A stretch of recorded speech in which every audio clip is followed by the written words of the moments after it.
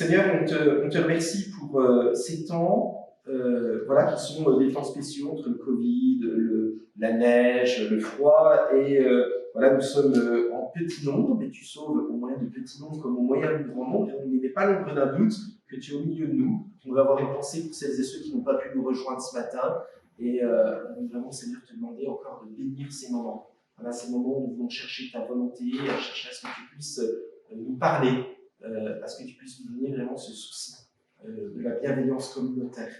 On te remercie, Seigneur, vraiment pour ce que tu veux faire pour nous, et la façon dont tu veux encore nous parler, nous atteindre ce matin. Amen. Voilà, alors, donc j'ai été pasteur pendant 2 années au Sable d'Olonne, et quand on est pasteur au Sable d'Olonne et qu'on vit au bord de la mer et au bord de la Vendée, forcément, on reçoit un vaccin ou une piqûre qui nous marque à vie, c'est celle du Vendée Globe. Et normalement, je pense à partir de la nuit de mardi jusqu'à mercredi, et jusqu'à jeudi midi, il y aura plein de bateaux qui vont rentrer. Enfin, c'est juste une course extraordinaire cette année, avec 9 bateaux qui vont arriver en 2 jours. C'est passionné que je suis, c'est juste favorable. Mais ces bateaux, ils arrivent parce qu'ils avaient un cap depuis le début. Ils n'ont pas lâché leur cap, ils se sont battus en direction de ce cap.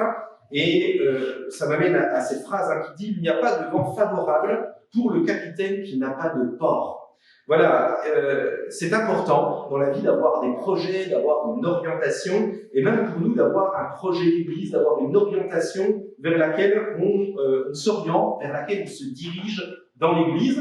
Et cette épidémie qui non seulement nous frappe, mais frappe la planète entière, je pense a bousculé beaucoup de choses. Je pense à ceux qui sont en responsabilité dans les entreprises, à ceux qui sont en responsabilité politique, et puis chaque fois qu'on se rencontre entre pasteurs, on se gratte un peu la tête parce qu'on oriente, on va dire, on met la barre dans une direction, et puis en fait 2 mois après, on est obligé de rediriger encore de nouveau dans un autre sens. Et puis au-delà de l'aspect du responsable d'église, je pense qu'on est tous affectés par notre relation fraternelle, au-delà de ça, même par toutes nos relations sociales. On ne sait plus trop. J'aurais envie de dire vers quel saint se vouer. Alors c'est bon de ne pas savoir vers quel saint se vouer. Je ne vous conseille pas de vous vouer à un saint, mais en tout cas, on cherche certaines fois ce port, cette orientation vers laquelle nous diriger.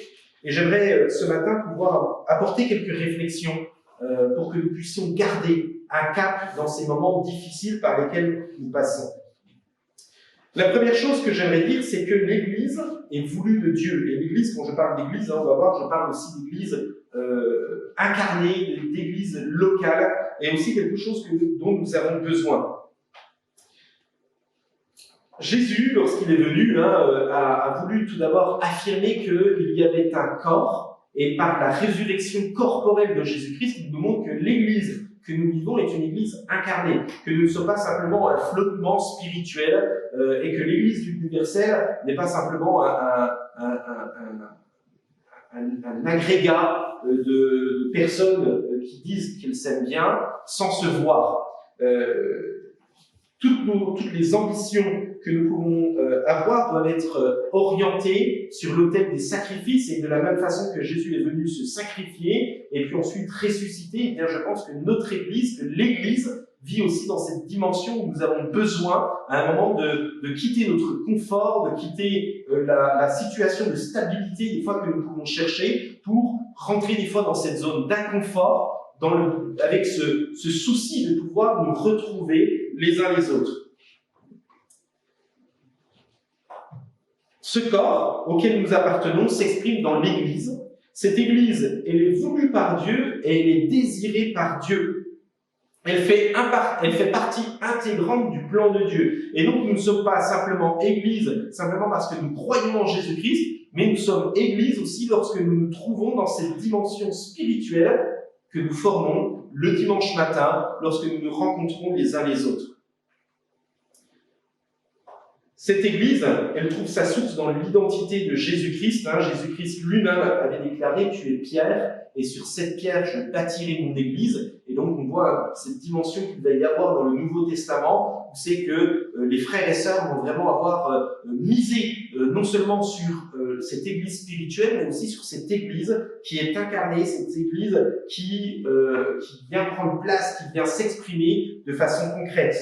Notre attachement à Jésus-Christ nous lie à l'Église. Et donc, nous sommes liés. Quand je parle de lien, vous savez, il faut parler de lien spirituel. Là, j'ai encore reçu une lettre, là, ce matin, d'une personne qui déclare avoir des liens et qui souhaite rencontrer un pasteur pour briser les liens, des liens négatifs, hein. Mais de la même façon, nous sommes liés spirituellement. Et même, par exemple, quand je vais faire des visites pastorales, en ce moment, on sent, par exemple, la souffrance des personnes qui ne peuvent pas nous rejoindre parce que eux-mêmes sont dans une situation de santé qui ne leur permet pas de nous rejoindre.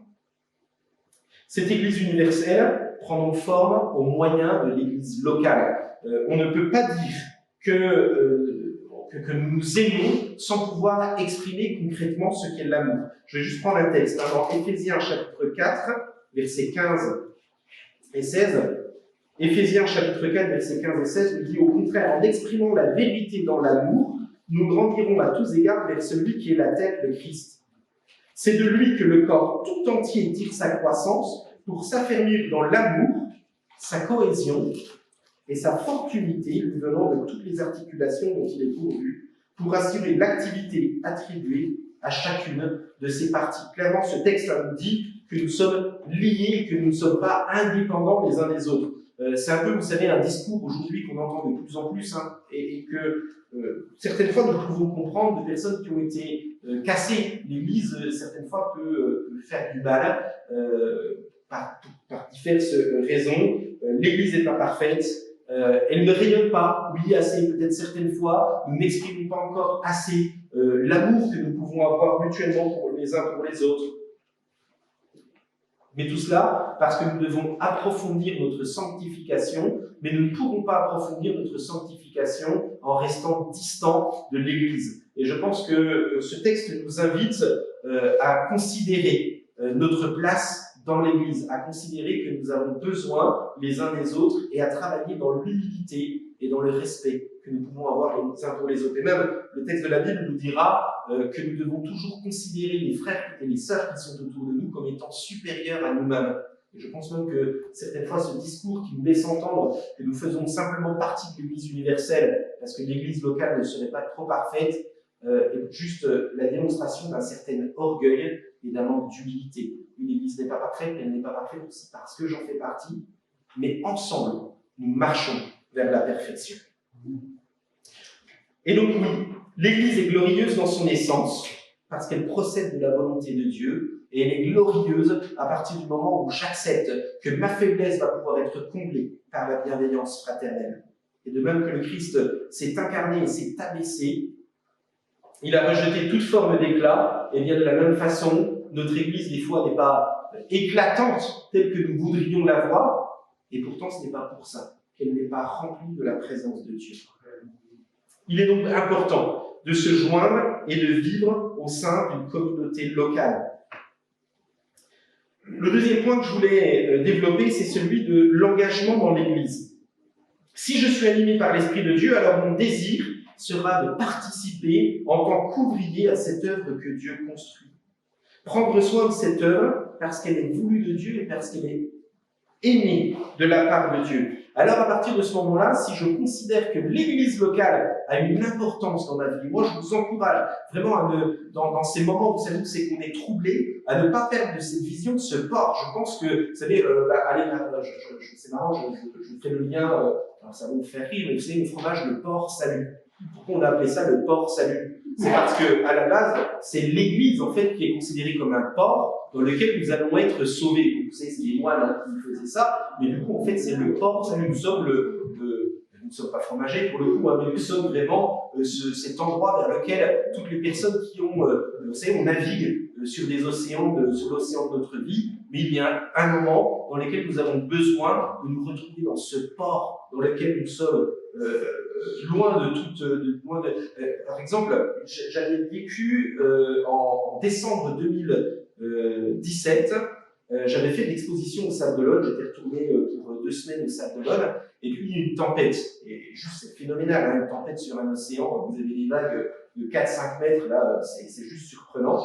Et je me souviens d'un bateau qui sort du chenal, hein, donc le port où tout est calme, vous avez une grande barrière, et puis au moment où il rentre au milieu de la mer, d'un coup, on voit le bateau, mais en fait, il a une partie qui disparaît sous l'eau, d'un coup, il monte, il est 4 ou 6 mètres d'un coup au-dessus, et il s'est rendu compte du danger que c'était, il a fait demi-tour, je regardais, j'avais vraiment peur que le bateau se retourne, voilà, et en fait, il va, et hop, il retourne au milieu du chenal, et de nouveau, il est apaisé. Et je pense que c'est ça l'Église. L'Église, c'est le lieu dans lequel dans lequel nous allons trouver le repos, vers lequel nous avons besoin de nous orienter.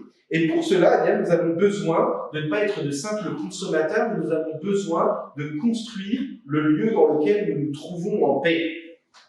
La crise du Covid, pour moi, est révélatrice de ce besoin que nous avons de ne pas rester de simples consommateurs, de simples personnes qui profitent de l'Église. Et c'est très bien, je comprends que pendant un temps, nous puissions simplement nous asseoir dans les rangs et contempler ce qui se passe dans l'Église, mais nous ne pouvons pas rester. Lorsque nous devenons chrétiens matures, dans cette situation, nous ne nous engageons pas.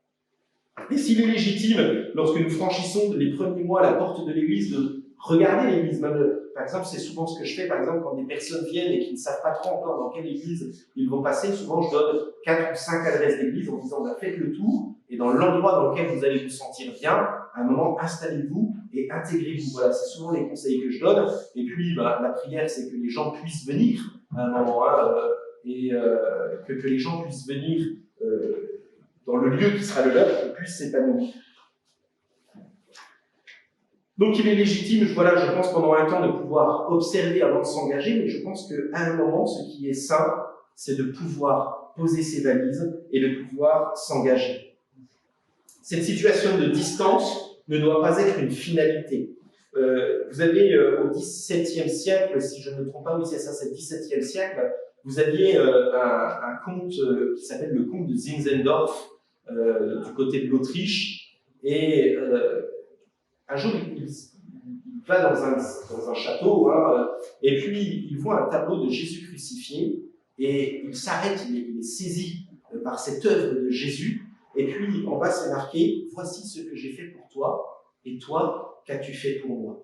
Et à un moment, il a compris qu'il ne pouvait pas simplement rester observateur de ce qui se passe dans l'Église. Il n'y a pas d'observateur de ce qui se passe dans l'Église. L'Église n'est pas faite de personnes qui se tiennent ou qui remplissent des rangs. L'Église, elle est faite de personnes qui s'engagent. Dans Ézéchiel, chapitre 34, versets 15 et 16, il nous est dit « C'est moi qui ferai paître mon troupeau, et c'est moi qui le ferai reposer. Le Seigneur l'Éternel le déclare. Je chercherai la brebis qui sera perdue. Je ramènerai celle qui se sera éloignée. Je penserai celle qui a une patte cassée et je fortifierai celle qui est malade. » Et je crois que ce texte nous montre clairement, oui, il est tout à fait légitime quand on arrive quelque part de se poser la question de notre engagement, mais nous ne pouvons pas rester dans cette étape sans passer à l'étape qui suivra, celle où nous recevons la guérison de notre âme, la guérison de notre corps, et qui nous conduit à un moment à aller plus loin. Et lorsque nous sommes guéris, lorsque nous sommes soignés, vous savez, je pense que l'Église, c'est un peu comme des personnes, vous savez que, par exemple, par exemple, si vous regardez un peu des émissions sur les vétérans qui reviennent de la guerre, souvent, pendant quelques mois, ils sont complètement troublés, ils sont complètement cassés, ils ont besoin de se retrouver dans un club de vétérans, et puis petit à petit, en fait, ils se soudent les uns les autres, en fait, quand ils se disent, tiens, t'es vétéran, moi aussi je suis vétéran, ils partagent quelque chose parce qu'ils ont été aussi cassés par la vie, mais ils savent qu'ils peuvent se soutenir les uns les autres. Et je pense que cette Église que nous formons, ce projet d'Église que nous formons, et ce projet où nous trouvons le plaisir de nous retrouver les uns les autres et de vivre cette guérison et cette délivrance les uns les autres ensemble. Le troisième point que j'aimerais développer, c'est s'engager, oui, mais pas simplement s'engager en disant oui, c'est génial, je suis dans une église où il y a des choses qui se passent, où on n'a pas les murs ou des choses comme ça, mais c'est à un moment dépasser cela pour s'engager personnellement et individuellement. Chacun, nous avons notre part de responsabilité dans le fonctionnement de notre Église. Et je pense que le Covid n'est pas un motif suffisant pour se dire que l'on va simplement continuer à consommer l'Église, à consommer les cultes, à consommer le pasteur, à consommer la communion fraternelle, sans à notre tour nous engager individuellement. Chaque personne a sa place dans ce projet d'Église, dans cette construction commune que nous vivons. Notre personnalité, notre culture, nos connaissances sont des choses que nous devons apporter pour contribuer à la construction de l'Église. L'Église baptiste d'Amiens, c'est celle qui se fera avec celles et ceux qui se donnent en son sein. Nous avons tous différents dons. Dieu nous a donné différents dons, différentes capacités, et nous avons cette responsabilité de valoriser ces dons. Et il faut être conscient qu'au jour du jugement, Dieu nous demandera des comptes par rapport à l'engagement que nous avons pris ou que nous avons délaissé alors que nous savions que nous avions des dons à mettre en avant. C'est pourquoi n'ayons pas peur de nous engager. N'ayons pas peur de mettre en avant nos dons avec toute la force qu'ils ont, mais aussi avec toute la faiblesse. Je ne sais pas si je vous ai déjà raconté, suite à ma conversion, je voulais vraiment servir le Seigneur. C'était vraiment quelque chose, je savais déjà que j'avais un appel, cet appel, il a vraiment été lié à ma conversion. Et puis, il y a eu une période vraiment très troublée dans ma vie, une église qui a périclité, un pasteur qui avait eu une attitude morale qui était plus que décevante, pardon. Et puis ça m'a amené plein d'interrogations autour du ministère, en me disant mais est-ce que réellement tu as la capacité de pouvoir te lancer dans le ministère? Est-ce que le ministère n'est pas quelque chose de trop compliqué? Et puis donc cette question qui était liée derrière en disant mais est-ce que tu es parfait pour le ministère?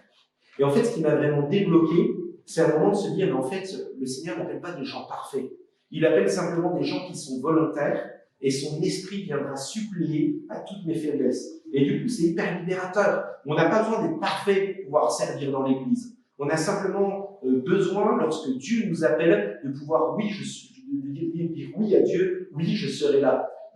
Cette semaine, c'est marrant, je me rends compte que Margot grandit, et elle chante de plus en plus, avec ses... Elle chante faux, mais elle chante. Voilà, elle chante avec son cœur, elle prie. Et puis, à un moment, je me dis, mais est-ce qu'elle écoute Dieu? Ou est-ce qu'elle répète simplement ce que papa et maman lui disent? Et je lui ai raconté l'histoire de Samuel. Je lui ai dit, tiens, tu sais, un jour, il y avait un petit garçon, il dormait à l'église, et puis un jour, il a entendu quelqu'un qui l'appelait Samuel, et donc je lui raconte un peu cette histoire, et je lui dis, mais est-ce que tu écoutes Dieu? Et le lendemain, on raconte cette histoire, et Esther lui dit, mais est-ce que Dieu t'a parlé? Il dit oui. Alors, je ne sais pas si Dieu t'a parlé, mais en tout cas, ça crée une aspiration dans le cœur de l'enfant. Et au moins, quand elle va se coucher, elle va pouvoir dire, peut-être se dire à un moment, mais qu'est-ce que Dieu veut de moi? Et je pense que nous avons, dans cet engagement que nous devons prendre pour Dieu, à un moment, on doit tous se rendre réceptifs. Vous savez, des fois, on lit cette histoire de Samuel en disant c'est des contes pour enfants, mais c'est pas des contes pour enfants. Je pense que quand on est en voiture, quand on est à des moments comme ça, je sais pas, ou bien le soir avant de se coucher, ou bien, je sais pas, il y a des moments comme ça où il faut savoir se rendre attentif à la voix de Dieu. Voilà, ce n'est pas, enfin, voilà, Dieu appelle Samuel, mais des fois il l'appelle et il nous demande, mais tiens, quelle place tu prends? Et je pense que nous devons nous rendre sensibles à la voix de Dieu. Je pense même, par exemple, à la réunion de prière. Des fois, on vient simplement avec le sujet, mais des fois, est-ce qu'on est prêt à écouter dans la prière à ce que Dieu vienne modifier les sujets que nous avions prévus? Alors, venons avec les dons que Dieu nous a confiés. N'ayons pas peur parce que Dieu continue de nous appeler. Dieu continue lorsque l'on vient à l'église à vouloir nous parler, à vouloir nous mettre. Vous savez, des fois, on a des poids qui peuvent être sur notre cœur. C'est ce qui s'était passé, par exemple, en mars. Quand je téléphone à un moment à un étudiant, deux étudiants, je me rends compte qu'à un moment, il y a une détresse et ça devient un poids en disant on ne peut pas laisser cette situation et celles et ceux qui sont frappés. Et à un moment, ça devient une attitude spirituelle. Bref, nous ne pouvons pas rester à l'écart de notre engagement dans l'Église. Cet engagement, du coup, vient prendre son sens avec une vision que nous devons avoir dans l'Église. Je pense qu'il y a une vision collective. Je pense qu'on est plus ou moins sensible à ce qui fait notre communauté, mais je pense que personnellement et individuellement, nous devons avoir une attente de ce que nous voulons dans l'Église. Autrement dit, quand on vient le dimanche matin, on ne doit pas simplement venir en se disant c'est cool, on va chanter et puis on va écouter la parole et tout va bien se passer, mais en se disant mais tiens, par exemple, cette semaine, j'ai quelqu'un qui me téléphone et qui dit tiens, pasteur, est-ce qu'il n'y aurait pas possibilité de faire telle chose pour notre Église? Et à un moment, venir en se disant mais qu'est-ce que je veux bien pouvoir faire? Vous savez, c'est le conte de Zinzendorf. Voici ce que j'ai fait pour toi et toi, qu'as-tu fait pour moi? Est-ce que le dimanche matin, quand on vient dans l'église, qu'est-ce que je vais pouvoir faire pour Jésus-Christ? Est-ce que je vais pouvoir m'inscrire dans un projet, dans une vision pour l'église? Alors, j'aimerais vraiment encourager chacun à s'impliquer personnellement. Ce projet, je pense, pour l'Église doit s'orienter de deux façons, et j'aimerais vraiment orienter aujourd'hui un projet qui soit tourné vers l'intérieur, et puis les prochaines semaines, on verra, au moins la prochaine fois, peut-être un projet qui se tourne aussi vers l'extérieur. Pourquoi, pour moi, ce projet qui se tourne tout d'abord vers l'intérieur? Parce qu'il trouve son modèle en Dieu. Vous savez, vous avez le début de l'évangile de Jean qui nous raconte la création du monde, et qui dit au commencement était la parole était avec Dieu, donc c'est une mauvaise traduction, je vais vous le dire, mais était avec Dieu, la parole était Dieu. Mais en fait, le mot employé en grec, c'est prostontheon, c'est Dieu qui est tourné vers Dieu, c'est Dieu qui trouve sa source en Dieu, c'est Dieu qui contemple Dieu. Et je pense que de la même façon, notre projet d'église, notre orientation et notre désir pour l'église prendra son sens si nous contemplons le Seigneur. Cette activité de l'église est une activité spirituelle, elle trouve sa source en Dieu, elle se nourrit de la présence de Dieu. Avant de pouvoir sauver le monde entier, il est donc important que nous-mêmes, nous soyons capables de pouvoir nous investir et trouver un sens dans l'Église. C'est bien de vouloir parler aux gens, c'est bien de vouloir parcourir le monde entier, mais si nous ne sommes pas capables de pouvoir prendre soin les uns des autres en nous engageant dans notre Église, eh bien nous loupons déjà un premier coche. Le livre des Actes, au chapitre 2, verset 42, va donner 4 bases sur lesquelles nous devons appuyer notre vision pour l'Église. Il est dit que les frères s'édifiaient en basant leur vie sur la parole de Dieu, sur la communion fraternelle, dans la fraction des pains et dans la prière. Cette première vision, je pense, c'est celle d'être présent lorsque la parole de Dieu est prêchée.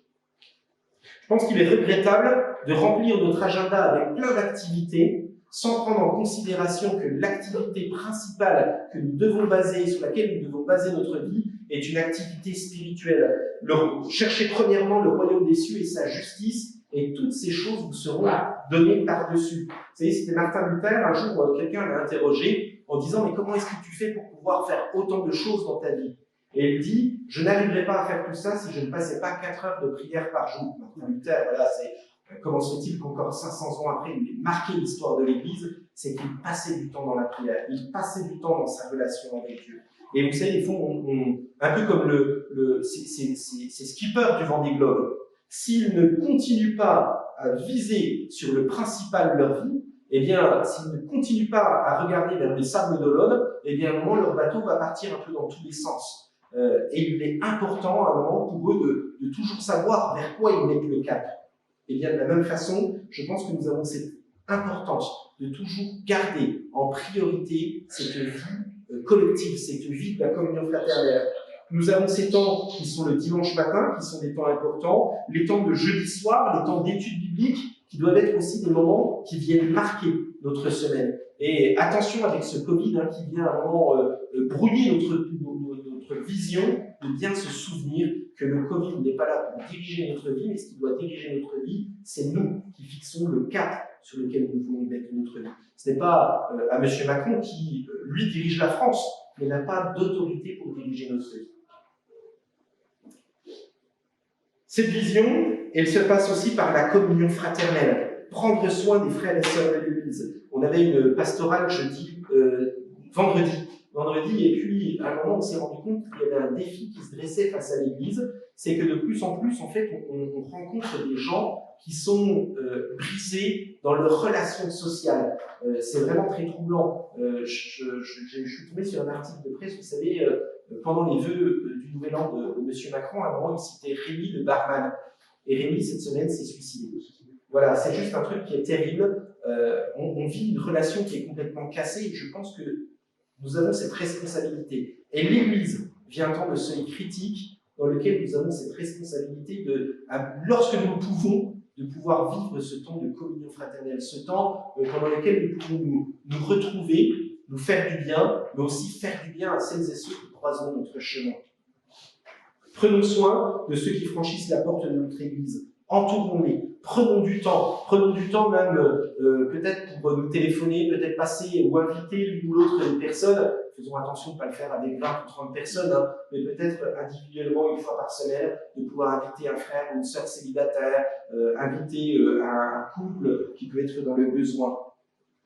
Enfin, cette vision aussi passe par la fraction du pain, ou ce qu'on appelle aussi dans l'Église la diaconie. c'est prendre soin des plus fragiles. Acceptons d'être un soutien pour ceux qui nous rejoignent. Ne pensons pas simplement que en donnant un peu de monnaie pour celui qui est dans le besoin, ou bien en déposant un sac à l'entrée de l'église, cela suffit. Mais la diaconie, c'est être capable de pouvoir, c'est quelque chose de plus, c'est être capable de s'asseoir avec la personne qui est dans le besoin pour pouvoir lui montrer l'importance qu'il peut avoir. Cherchons à prêter une oreille attentive aux besoins, et ces besoins ne sont pas que des besoins matériels, mais ils sont aussi des besoins spirituels. Enfin, le dernier point de Acte 2, c'est celui qui concerne la prière. Discerner ce que Dieu veut pour nous de façon personnelle, mais aussi communautaire.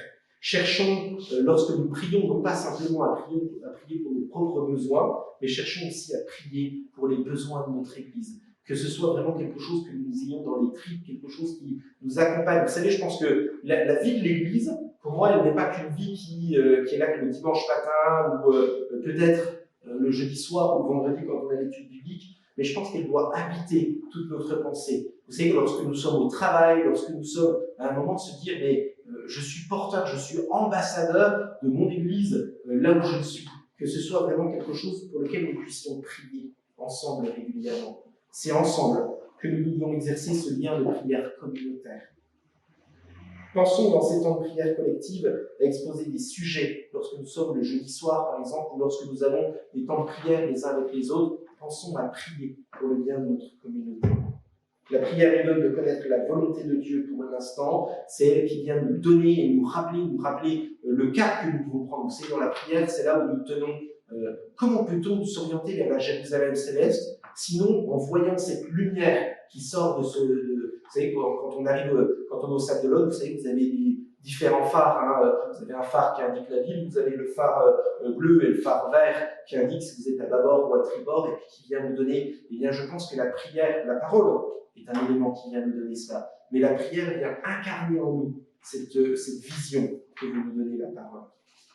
Alors, pour conclure, j'aimerais vous dire que nous avons tous une place à prendre dans le service de l'Église. Ne nous laissons pas dépasser, ne nous laissons pas freiner, ne nous laissons pas surmonter par la période dans laquelle nous vivons. Vous savez, en fait, on peut avoir tendance à vouloir se relâcher, mais je pense vraiment que cette parole que je voulais vous partager aujourd'hui, c'est cette parole qui nous dit, ne nous relâchons pas, continuons à persévérer, ne nous laissons pas gagner par tous ces moments où c'est qu'on a envie, vous savez, de perdre pied face à tout ce que nous vivons, mais continuons à garder cet engagement pour notre Église. Et j'aimerais vraiment vous encourager, vous savez, peut-être que, vous savez, c'est plus compliqué à vivre ces temps d'Église, mais mettons vraiment à cœur dans nos agendas.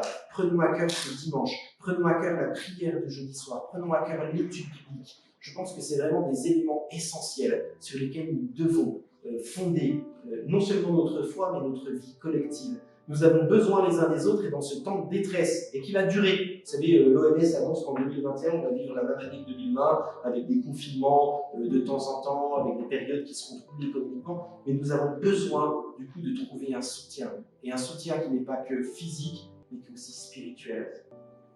Édifions-nous. Ne considérons pas que nous sommes seuls, mais édifions-nous et mettons nos dons en commun les uns pour les autres. C'est vraiment ce que le Seigneur nous mettait à cœur, voilà, que nous ne relâchions pas dans ces temps qui s'enflamment. Je vous invite à prier. Seigneur notre Dieu, voilà comme ces skippers qui ont vécu pendant quelques temps seuls et puis qui seront heureux de se retrouver dans ces prochains jours, dans ces 45 prochains jours, eh bien on veut aussi que cette vie d'église que nous vivons, nous ne voulons pas qu'elle soit quelque chose qui soit marginal pour nous. Seigneur, ma prière, c'est vraiment que nous prenions tous à cœur la place que nous devons prendre dans l'Église. Seigneur, que nous puissions avoir à cœur de nous engager, d'aller plus loin, d'avoir vraiment ce regard fixé sur ce port que tu as fixé dans l'Église, ce port dans lequel nous sommes sauvés. Et Seigneur, vraiment, donne-nous cette attache, ce lien profond. Seigneur, que nous puissions non pas voir les difficultés avec lesquelles nous pouvons vivre ces temps de culte, ces temps avec cette crise, avec la température, avec les situations climatiques, des fois peut-être juste la lassitude, mais Seigneur, que tu nous donnes vraiment ce désir profond de pouvoir nous aimer tellement fort pour pouvoir exprimer Seigneur, nous te bénissons encore pour ce que tu veux faire pour nous, pour ce que tu veux faire pour ton Église. Donne-nous d'aller encore plus loin ensemble. Nous te bénissons, Seigneur. Amen. Amen. Merci.